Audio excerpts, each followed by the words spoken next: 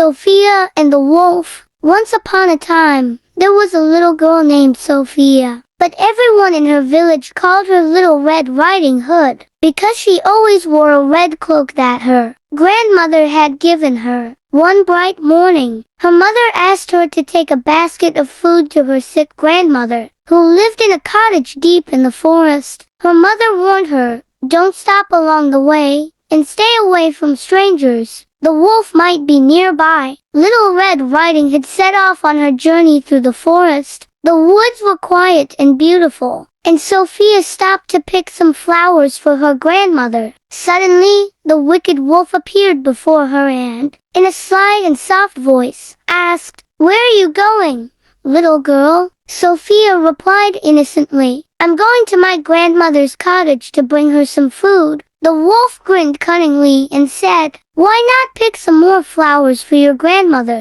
She will be so happy." Then he left quickly, heading straight for the grandmother's cottage. When the wolf reached the cottage, he knocked on the door and pretended to be Sophia. "Who is it?" the grandmother asked weakly. The wolf answered, "It's Sophia, Little Red Riding Hood." The wolf then entered the cottage, captured the grandmother, and hid her in the closet. He disguised himself in her clothes and lay down in her bed. Shortly after, Sophia arrived at the cottage and knocked on the door. She heard a strange voice inviting her in. When she entered, she noticed that her grandmother looked different. She approached and said, "Grandmother, why are your eyes so big?" The wolf, in a deep voice, replied, "So I can see you better, my dear." Then Sophia asked, "Grandmother, why are your ears so big?" The wolf answered, "So I can hear you better." Finally, Sophia asked, "And grandmother,